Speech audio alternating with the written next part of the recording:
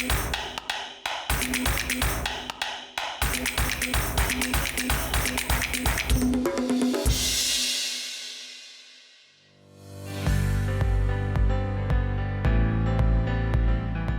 li l-ħajku ma jtulx aktar minn 3 versi, jista' jsorġu fih bosta ħsus b'saħħithom.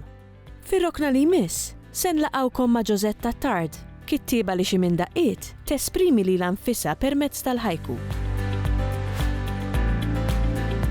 Il-ħajku hija poeżija qasira ħafna Ġappuniża, bdiet qisu fis-seklu 17 fil-Ġappun mill-poeta Basho, però mbagħad it-tradizzjoni komplet anke sal-lum għadha tinkiteb u nfirxet mbagħad anke fid-dinja tagħna tal-Punent, komplet mill-poeti Ġappuniżi li huma magħrufin ħafna bħal Buson, bħal Issa.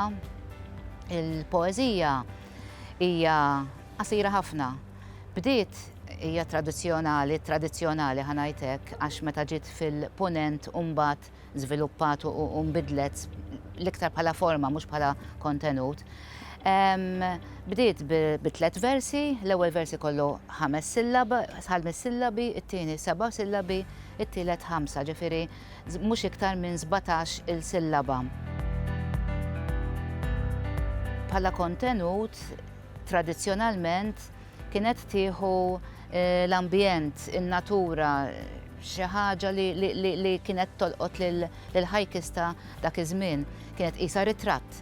Meta ritratt taqbad dik l-split of a second, l-istess din il-poeżija taqbad ftit, u mbagħad tħalli lill-qarrej ikompli jirrifletti, jaħseb dwar dak ir-ritratt li jippreżenta l-ħajku. Fil-Punent mbagħad fil-Punent meta importajnija aħna, speċjalment illum il-ġurnata, bidlet il-forma. Baqgħet mhux iktar minn 17 il-sillaba, ma qabel kienu 17 il-sillaba eżatt. Issa saru 17 il-sillaba jew inqas. Ma baqax tinkiteb iktar fi 3 versi, imma qiegħda tinkiteb anke vers wieħed xi drabi jew 2. Però baqgħet marbuta mal-ambjent, pratikament baqgħet marbuta mal-ambjent. Mhux ħafna, jiġifieri għalkemm baqgħet marbuta mal-ambjent u l-iktar li ikonna tnebbih huwa minn oġġetti anke li kien oġġetti naf dudu, nemlu, bebbuxu. Imma mbagħad ħarġet il-ftit meta ġiet fil-Punent ħarġet ftit iktar mill-ambjent. Kif għandi fil-ħarġa tiegħi jiena l-antoloġija jismu Samsara, għandi 6 taqsimiet differenti għax kien hemm 6 ispirazzjonijiet speċi li tista' ikunu differenti. Anke estetiċi jiena għandi spiritwali wkoll, għandi l-iktar fuq l-ambjent ukoll, ġifieri żammejt. U jiena ktibthom bi-stil tradizzjonali, ġifieri dawk tal-5-7-5, ġifieri 5-7-5 sillabi, għaliex għax inħoss li hemm iktar sfida meta qed tikteb f'dawk il-limiti. Ħajku li għandu hija l-konċiżjoni hija importanti ħafna. Dak li laqatni kif ħanikdbu b'mod mill-iktar qasir u fl-istess ħin il-qarrej niġbdu u nġelu jibqa' jaħseb.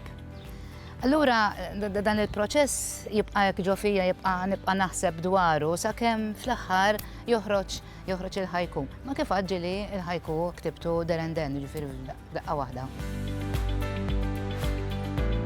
Ħanaqra żewġ tipi ta' ħajku mill-ktieb tiegħi Samsara, l-antoloġija li hija bilingwi bil-Malti u bl-Ingliż.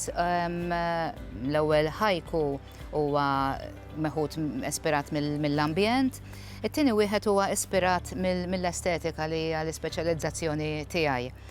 Mela, l-ewwel wieħed li kont għasfura, kont ndur il-globu sħiħ jekk iħalluni.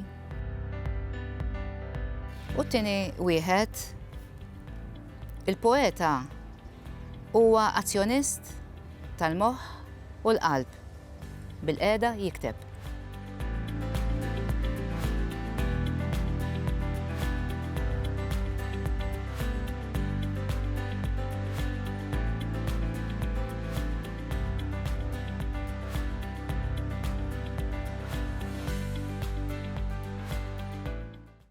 Il-Sinna jixtieq jirringrazzja lill-Aġenzija Nazzjonali tal-Litterizmu, lill-Ministeru għall-Edukazzjoni u x-Xogħol, lill-Kunsill Nazzjonali tal-Ilsien Malti u lid-Dipartiment tal-Malti fil-Fakultà tal-Arti l-Università.